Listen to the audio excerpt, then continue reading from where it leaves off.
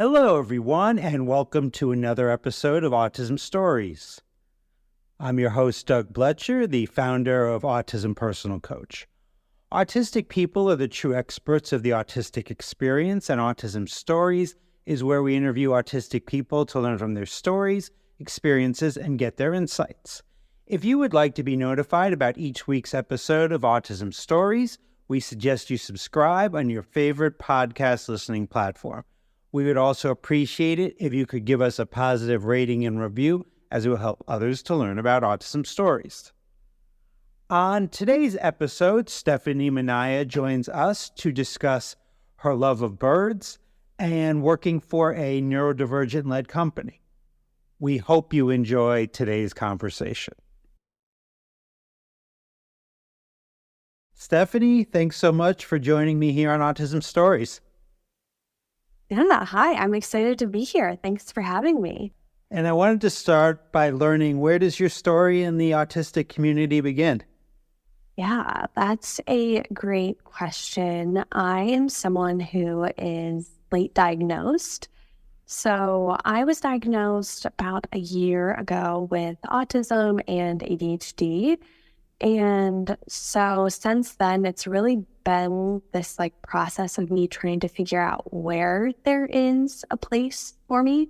At the start of my journey, I was thinking I felt like I was taking up too much space already. And so it was really a lot of unlearning, really ableism, self-imposed. So it's just beginning, honestly. I have a few close mutuals, but right now I've just been building relationships with fellow autistic people on a smaller scale. Something else that you learned about later in life that, and I was watching a video about this, is that you learned about birds and fell in love with them, but also have not just fell in love with them, but have also relied on them. What exactly have you relied on birds for? So I was in the corporate world this time about a year ago, working about 13 to 16 hours a day, and just really not enjoying something that I thought I would. I got into research. I thought I would love it. I still do, luckily, but I was just so burnt out, and I was looking for something that could really bring me back to what it felt like I was. And so I stumbled across birds again, and it was a love that I had as a child, that I was able to reinvigorate and pulled me out of some very dark periods.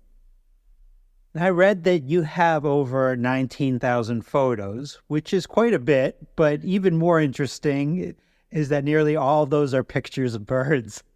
I'm wondering, what do you do with all of these photos of birds? Do you look at them every day, or what exactly goes into it? Yeah, that's a great question. I love that. So two things. So I have folders that I hold everything from a specific location. So I do a lot of travel bird watching. So when I spent time in Seattle, I have a Seattle folder. I've spent time in Argentina, so I have an Argentina folder, a Colombia folder, Chile folder. So it's just really all of these folders. At the start of this year, I wanted to create a database that housed by bird species, and then by bird family. And so that's been a project, really breaking up 18,000 photos into a single database. Has been interesting. I knew of another autistic person who many years ago wrote, it was 300 pages about species of birds that he had found, and it was classifying them. Oh my goodness, that sounds amazing. I'd love to read that. I think there are misconceptions about all types of things. So I'm wondering, are there some things about birds that you wish people had a better understanding about? Yeah, absolutely. There's this really big conversation that happens in the particularly birding community, but also bird watching spaces, where a lot of people will talk talk down on like invasive birds or speak poorly of them because they were brought to the US. So to back up a little bit, one of those species happens to be the European starling. So they were brought to New York City. And there are a lot of pages on TikTok, for example, that have kestrels, American kestrels, that will hunt the invasive European starlings. And so that sort of stirred up this conversation that like these birds shouldn't be here. Let's, kill this group of birds, harm them. The problem is, though, is that the common person does not know the difference between what we, people who study birds, know to be like sort of invasive versus like not. So we're really like sharing so much information about this specific group that people don't have the information to differentiate between. So that's something I really work on with my content. And then also just sharing about birds. Like the more people excited and happy about birds, like the more we can do with conservation. So Now, I'm connected with the spiritual community, and some people in that, in that community believe like when you see birds, there's a certain reason in your life why the certain energy and spirit that each bird comes with. Do you go along with that, or what's your opinion on that? yeah, it's funny you asked that. I actually saw like a huge like crow. It's called a murder when there are like multiple crows and they're just kind of like screaming at each other. In my case today, there was like 30. And I don't necessarily think that, it meant anything for me. I love that other people do, though. I just get so caught up in watching and just like enjoying and appreciating that I can't add anything else. And for those that want to learn more about birds and get caught up in watching them and bird watching, what would be some great ways for them to start? Yeah, a great tip is look out of your window, spend some time. Like that was the biggest advice that I gave to new bird watchers. There are so many birds around us, regardless of where someone is from, that there's a lot to be said. And, I have followers who will send me videos literally from outside of their window asking, what bird is this? So there are people who talk about birds that would be open to that. I myself am. So that's one great way. Another great way is like if you're in the Barnes and Noble, you go to like the photography section or the bird watching, you can just like scroll through all the pages. It's looking at the colors, can't help but fall in love with the birds. You do more than just give advice on bird watching, as from what I understand, you build travel itineraries for people specifically related to bird watching. What's your process for building these itineraries?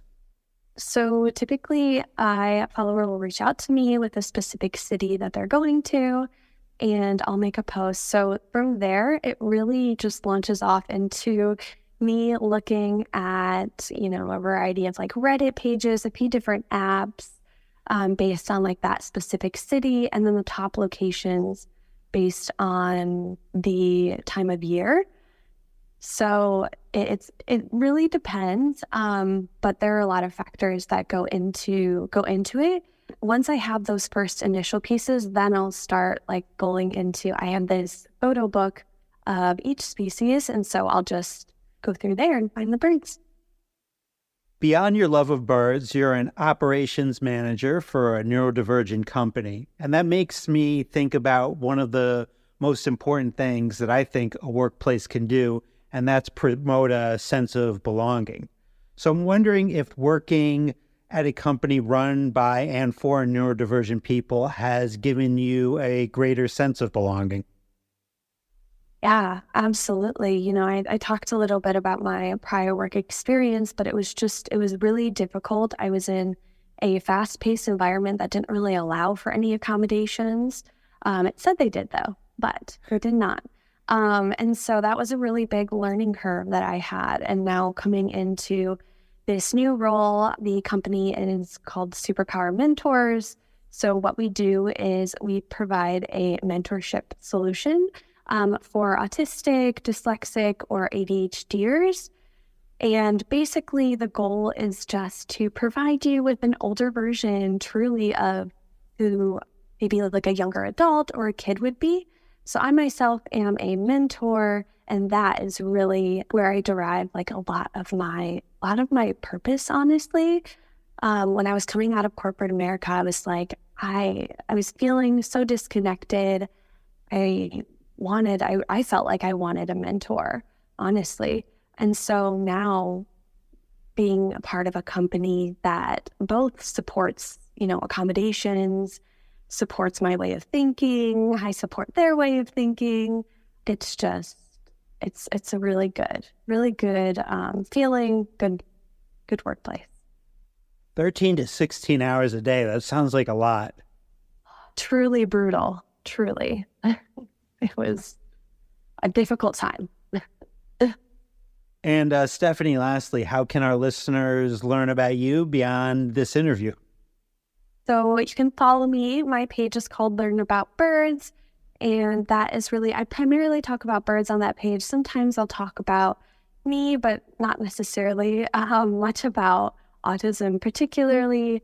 But yeah, more on there. And then if you're interested in learning more about my company and what we're doing at Superpower Mentors, then you can follow me on LinkedIn or on Facebook. And if we have people listening that want to learn about birds or really love birds, definitely your page is what to go to. There's a lot of education there to be had. Thank you. Yeah. Well, Stephanie, really appreciate getting to know you a little bit. Thanks so much for joining me here on Autism Stories. Yeah. Thank you so much for having me. Thanks so much to Stephanie for the conversation. To learn about Stephanie, please check out the link in the podcast description for this episode. We always love hearing from you and would especially love to hear from you relating to this episode on what passions or special interests have gotten you through tough times and reinvigorated your sense of self. Here at Autism Personal Coach, our clients are the experts, our coaches are the guides. The majority of supports for autistics are not helpful. They try to fix us, not support us. That's why many are confused when we say our clients are the experts of their lived experience. Our clients are the experts for what has worked for them and about the things they need and want in their lives. Our coaches first listen to our clients and then ask thoughtful questions, offer resources, and strategize with our clients so they can get what they need to thrive. Would you want a guide in your life to coach you to help you get the things you desire? If so, then visit autismpersonalcoach.com for more information. I hope you enjoyed this episode of Autism Stories, and if you did, if you can tell a friend, foe, or anyone else you know about it so they could have the same enjoyable and educational experience as you when listening to Autism Stories, it would be very much appreciated. Until next time, I'm Doug Bletcher of Autism Personal Coach. Talk to you then.